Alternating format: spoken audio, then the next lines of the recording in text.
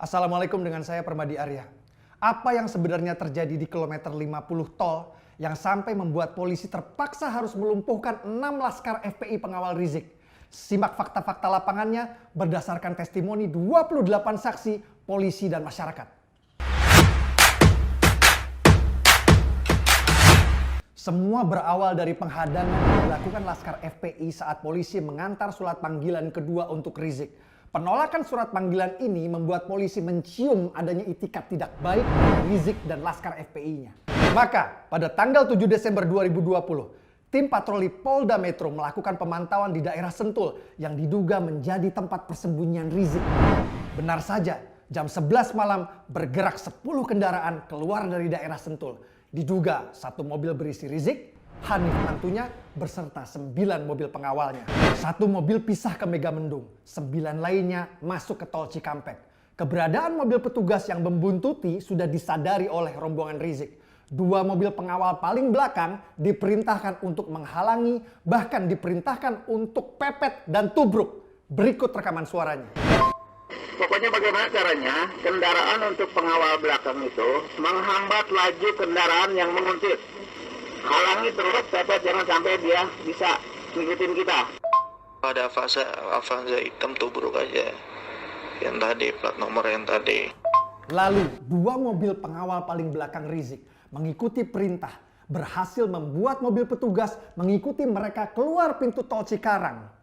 Berikut rekaman suara dari 2 mobil pengawal yang akan menyikat petugas yang membuntutinya. Oh, ini teruangnya ke Bang Aang bilang kita jajak butuh ke Kerawang aja udah yuk. Mohon Pangda instruksi. Kalau emang sikat, tadi sikat, bilang Pangda ya. Begitu keluar tol, salah satu pengawal Rizik menabrak mobil petugas di sebelah kanan depan, lalu melarikan diri. Mobil pengawal Rizik yang kedua berhenti di jalan untuk menghadang mobil petugas. Saat mobil petugas berhenti, keluar 4 laskar FPI bersenjatakan samurai, celurit, dan tongkat yang mendekati mobil petugas dan mulai menyerang dan merusak mobil. Petugas yang berada di kemudi mengeluarkan pistolnya dan menembakkan ke atas sebagai peringatan sambil teriak, "Polisi!" Keempat pelaku penyerangan lari ke belakang mobil mereka. Lalu tiba-tiba terdengar 3 letusan. Rupanya 2 laskar FPI yang di dalam mobil membuka tembakan. Salah satu dari tembakan laskar FPI mengenai kaca depan mobil petugas tembus sampai peluru bersarang di jok tengah. Sementara keempat laskar FPI yang berada di luar sudah masuk ke dalam mobil dan mereka tancap gas. Mobil petugas kembali melakukan pengejaran. Saat berusaha menyalip dari sebelah kiri, petugas melihat pistol keluar dari kaca penumpang depan yang membuat petugas melepaskan tembakan. Posisi kemudian berganti ke sebelah kanan yang mana petugas kembali melepaskan tembakan. Terkena tembakan, mobil pengawal Rizik masuk ke rest area kecil kilometer 50 dan apesnya terhalang oleh sebuah mobil yang sedang keluar dari posisi parkir sehingga memaksa mereka untuk berhenti. Mobil petugas pun tiba. Para petugas langsung turun menghunuskan senjata mengupung dari semua sisi sambil membuka pintu mobil dan memerintahkan untuk turun.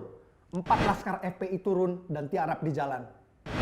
2 laskar ditemukan di dalam mobil telah berhasil dilumpuhkan. 1 di kursi penumpang depan, 1 di jok tengah.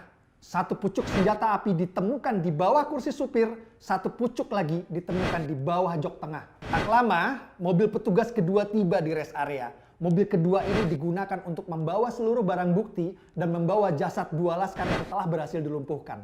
3 petugas yang masih berada di lokasi lalu memerintahkan 4 laskar sisanya untuk masuk ke dalam mobil untuk dibawa ke kantor polisi. 2 petugas duduk di depan, 1 petugas duduk di jok tengah bersama 1 laskar FPI dan 3 laskar FPI duduk di jok belakang. Sesaat setelah meninggalkan rest area, petugas di jok tengah tiba-tiba dicekik dari belakang yang diikuti oleh laskar lainnya yang berusaha merebut senjata di pinggang petugas. Sadar keadaan ini sangat berbahaya, sang petugas teriak minta tolong pada rekannya di depan. "Bang, senjata saya bang!" Petugas di bangku depan langsung membalikan badannya dan melumpuhkan keempat pelaku karena keempatnya berusaha mengambil senjata petugas di jok tengah. Ini adalah fakta lapangan berdasarkan testimoni 28 saksi, termasuk saksi mata masyarakat setempat. Meragukan fakta-fakta lapangan ini adalah upaya yang bertujuan untuk melemahkan penegakan hukum. Dan lebih berbahaya lagi, bertujuan untuk menjatuhkan wibawa aparat agar dapat memprovokasi chaos dan konflik horizontal. Mari kita dukung penegakan hukum, sebarkan lagi video ini. Dengan saya Permadi Arya, Assalamualaikum warahmatullahi wabarakatuh.